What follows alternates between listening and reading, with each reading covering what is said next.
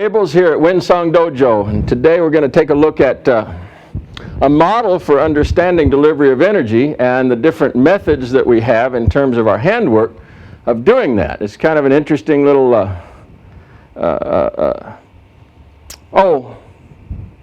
structure or framework for looking at it. So most commonly in our system of training, when we're delivering energy to the man, we use this flat palm surface. Boom, I'm hitting him in sort of a pushing thing, or I'm making contact to his body in this flat palm sort of way. And you can think of this as just a flat plane.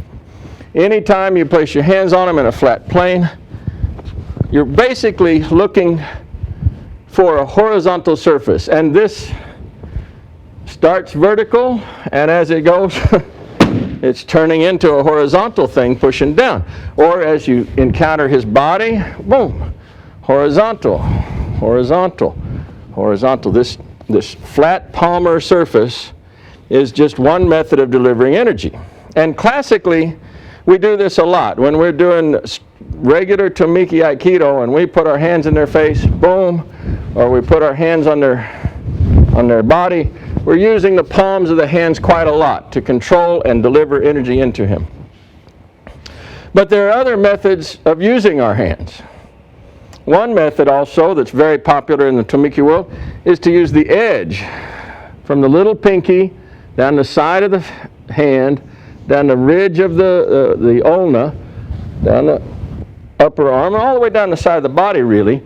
And this is sort of like a sword, tegatana, and it's a blade sort of action. And when you place the edge on him, it has a sharper kind of feeling. And you place an edge on him, has a sharper feeling, sharper feeling, sharper feeling. This sort of edge activity that you do with the man. You also could be manipulating and working with his body around the top surface of your arm and really focusing on the activity of the hand. In classical Chinese, this was called tiger's mouth, and using flexion of the wrist. We do this sometimes, that we make contact and control and things that coil him up, things that activate on the body and coil, and using these surfaces here and turning the wrist is a whole nother surface that you can activate and work with and use.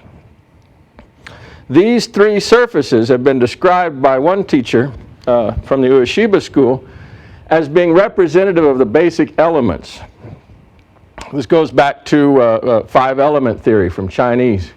And they say that the flat palmar surface is like laying earth on them. When you're putting earth into him, you're settling in, you're dropping weight. And you're using the flat palms to settle down and crush him down, basically. Down, down, down. You're leaning on the guy. Dropping center into him. Earth.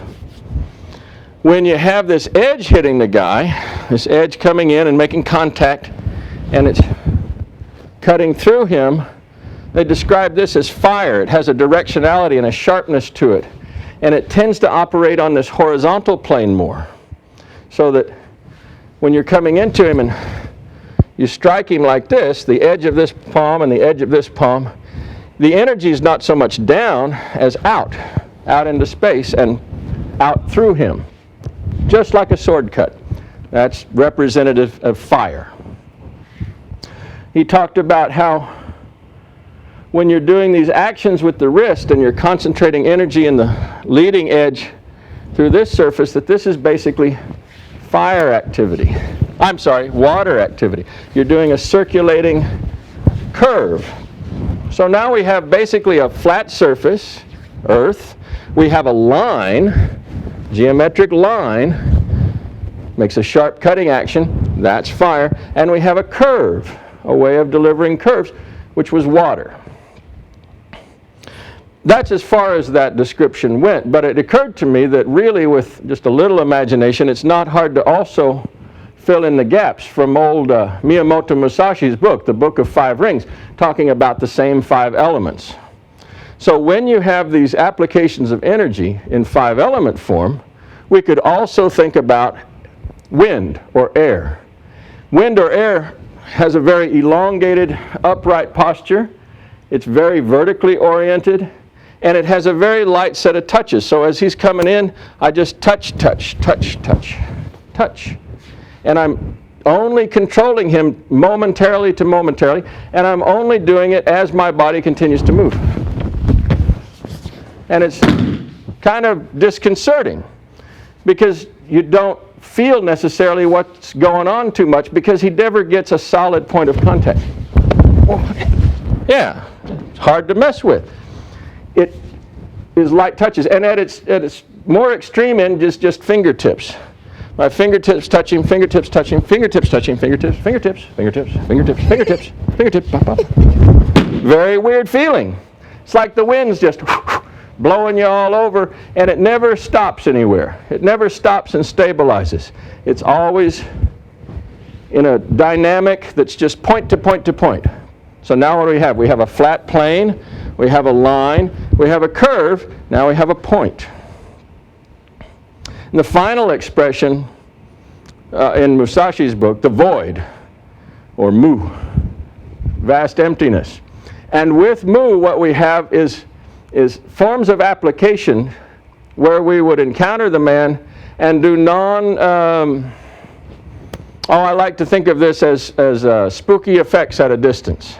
And so as he's coming in to step in, we step in and we don't really do anything to him in terms of contact. We just interrupt his ability to stand where he was planning to stand as he comes. Another form of this would be from a distance.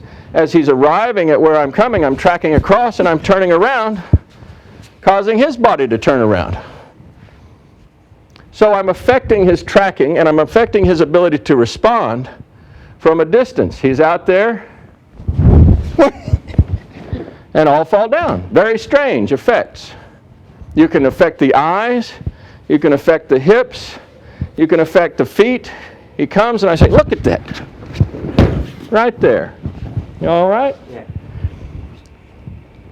You can affect all sorts of parts of his body with reflexive mechanisms that as he's coming in, you interrupt him.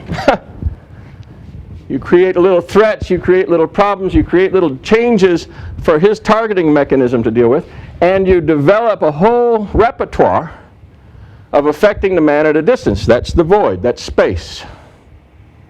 And you could basically take this model of 5 elements and go through your entire routines of your application. You just pick a technique and say, wow, so if I were in, say, Kota Taoshi, I'm moving in, and we come in and we sweep the guy down, and I'm in a Kota Taoshi form. What am I doing? Well, the palm surfaces are activating here, and I'm holding with the palm, maybe a little grip, and I'm compressing down. What am I doing? I'm doing earth. And we could enter the same sort of relationship and put the edge on it and see what that feels like, what kind of directionality that sort of surface activates. We'll do the same basic technique and say, wow, look at this. If I'm underneath or on top, controlling with this surface, what sort of activity is that doing for me? I could say, now what does the wind look like if I go here and touch, touch, touch, touch. Just touching him. Little momentary points of control that are hard to respond to. I'll try that again. Whew. There we go. That you just have little control point fixations that cause him problems.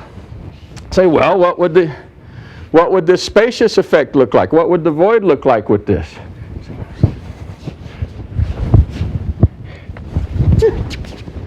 So I never tried to engage him with my hands at all.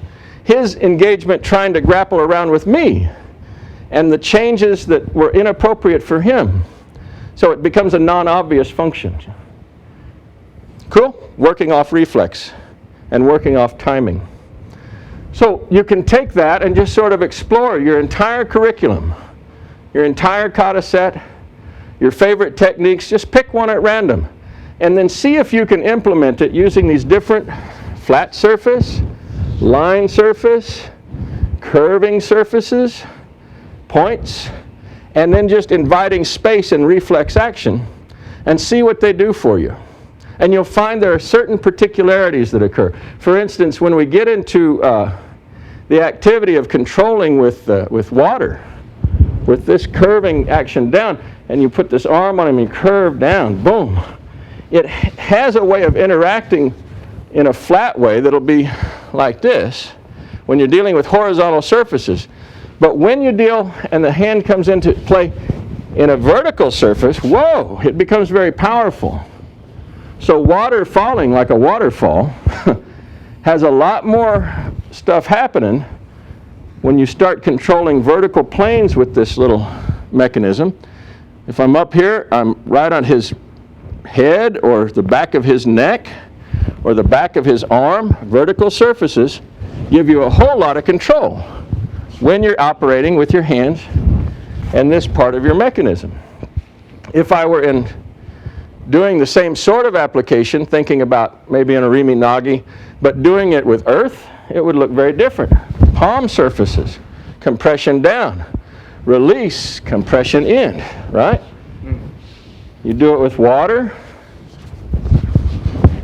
Yeah, he can tell you, whole different feeling ride. Because when I get control of a vertical surface with water, whoo, it's a crazy feeling. Everything just goes, whoa, what the hell was that? Same thing, you say, oh, I think what's a Arimi Nagi look like when fire's hitting it? Well, it's just cut, cut, cut. It's kind of sharp and choppy. You chop him into bits. It's very popular with some movie stars. And hey, just explore. Just explore. Take any given technique, whatever is the favorite in your repertoire, and start working with different surfaces, basically different geometries, and letting them inform your play and practice, and see what you come up with. So, thank you very much.